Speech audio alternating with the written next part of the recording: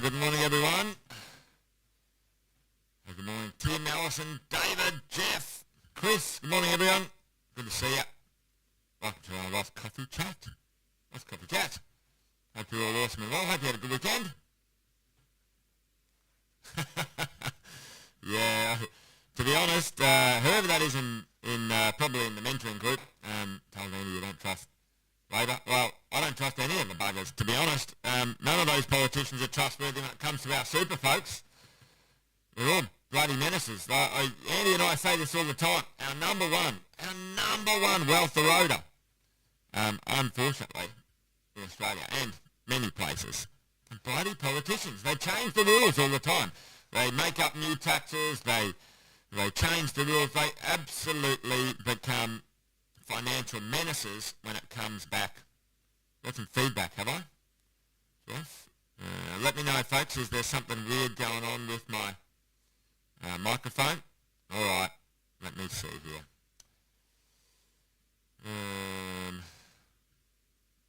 Okay. Give me 30 seconds, folks, 30 seconds.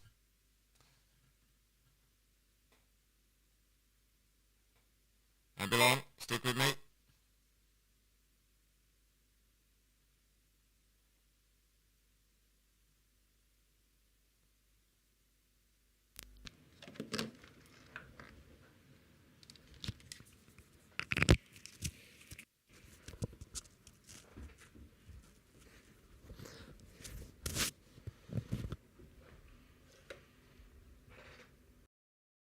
All right, is that any better? Tell me. Let me know. Get rid of that because I don't need it any better. That sounds like a robot.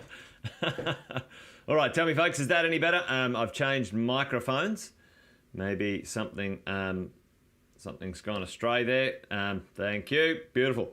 Anyway, there you go. Some technical difficulties that I didn't know I had. Anyway, good morning. Good to see you. We were talking about the number one menace, weren't we? About who messes with our wealth, our money, more than anyone else in our financial system, and that's the politicians, folks. Politicians, and Andy and I have said this many times that they're the ones who can mess with our mojo a bit. And I wanted to talk to you about something that I saw just recently that might spark a little bit of controversy, potentially something we need to think about. Anyway, our super is something we need to think about as we go along, right? Most of us know this. Hey, good morning. David, Tim, Alison, Kevin, Jeff, Shashank. Good to see all of you here as we go. But yeah, our super is something we need to talk about. We need to think about, right? Our wealth, when it comes to the world of our future, is made up of a number of things. And for many of us, especially when we're a bit younger, I think we forget to understand or manage or realise that how powerful our super is. Here's the headline I've seen, and I put that in the chat this morning, or in the headline this morning. Labor wants to harness the $3.4 trillion super industry to help deliver its housing promises. Hang on. They want our money to deliver their promise. That, to be honest, I think it's going to be an absolute disaster. You know, when have they ever been involved in a housing initiative that's delivered better stuff? I mean, they can't even improve the system that's in place already, and now they're saying, all right, let's build 1 million houses or 100,000 houses or whatever it was in the budget. And you know what? Here's the drill. You know, instead of us putting it in our budget, you know, instead of us, you know, managing our fiscal responsibilities better, you know what? We're just going to put our hand in the cookie jar and use your money. Yeah. Oh, Alison, you're dead right. You know, I think it's ludicrous. And unfortunately, most Aussies don't really care, because you know what? What happens for many of us is when we're starting out with our super. Tell me, when you were these ages, kind of like, let's say 18 to kind of, even 18 to 40, let's call it 20 to 40. The first 20 years of your life, super. Tell me in the chat, what did you think about super? What happened to the future fund? Exactly, Tim. Let's build housing. No, let's build, energy security. Let's build infrastructure. Let's build, like seriously, folks, seriously, like they've caused the problem. The government's caused the problem with housing. They launch a bloody APRA investigation, absolute turkeys. They bash the brokers who are the best people in the finance world. Banks, talk about thieving. Banks got fined hundreds of millions of dollars because they were taking money from dead people. I mean, seriously, and then, the government says, oh, yeah, no, that's all right. Let's just sweep it under the carpet and let's have an attack on good, young, and not young, but good, keen, by and large, really honest, hard-working finance brokers who are trying to do the best thing for their clients, attack the financial planning industry, then blow up the supply chain of money and lending. So then our property supply dwindles. They chase away, international investing in the country. So no one wants to invest here because the tax regime is so onerous. And they wonder why we sit here right now, 5 years later, 8 years later, 10 years later, and we've got no houses. Wake up and smell the roses, you lot. Oh, my Lord. I'm a bit fired up this morning, folks. The government, they're absolute Muppets when it comes to this stuff. But let's stick to the plan. There you go. Tim was like, I didn't think much of my super when I was young. It was only a small amount. Exactly. That's what happens. Tell me, anyone else, what did you think of your super? Or did you even know what super was when you were like, young, when you first started out, 20 years old, 30 years old? Did you even care? I didn't even care.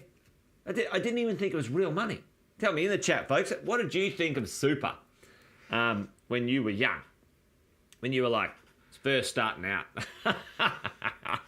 Oh, yeah, I better not drink too many coffees. To be honest, they really don't know what they're doing when it comes to like housing and stuff like that.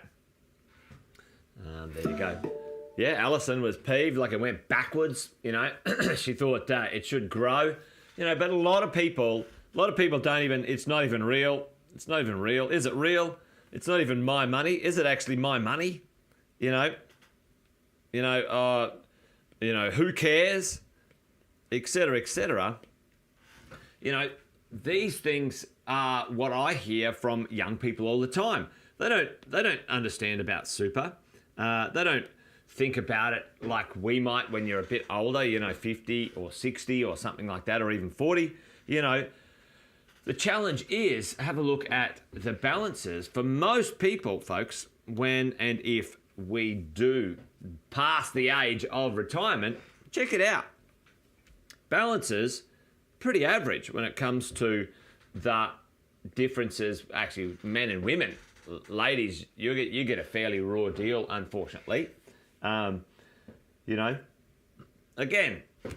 why can't you split the contributions between you and your partner if your partner stays at home? If one partner chooses to, take care of the kids because that's what you've chosen, or one partner works part-time, anyway, don't get me started on this. Like, the government, it just, anyway. So, there's not a lot of money in people's super anyway, right? And now they want to put their grotty little hands on it to fix a problem that they caused. Really annoys me, this stuff. But anyway, what can we do about it? Like, a lot of people don't think that super is real. Like, it's not my money. But, you guys have seen me do this before. Monday, Tuesday, Wednesday, Thursday, Friday. Monday, Tuesday, Wednesday, Thursday, Friday. And we say, who owns your Monday? That's the ATO, right? All the way up to, by and large, most people, up to about 100K, taxes owns your Monday. And this one here, what is the contribution now? What's the money that goes into your super now? What's the percentage, folks? It's just gone up a little bit. Tell me in the chat, what's the percentage going into your super? Because that's super, right? Yeah, Alison. Unfortunately, Alison, and this is the thing. Well, this is where, you know, defined benefit schemes are actually like quite good. They're actually a little bit more lucrative for some of the contributors than others. Am I still on? Ricky was saying I'm muted. Let me know if you can't hear me. Hello. Internet is playing up on my side, unfortunately. Tell me, folks, can you hear me? Let me go back here. Can you hear me? Was I muted just there? Ricky said I was muted. I'm going to change to my iPad. Better now. Okay, Ricky, that's cool, mate. Gee, yeah, I tell you, 10.5%. So 10.5% of that. Now let's put this in perspective. All right, I just want to bring this home when we come to, let's say we work, and I'm just going to round this age, 20 to 60, we go 40 years. 40 years. All right, 40 years. 40 years. Now, tell me,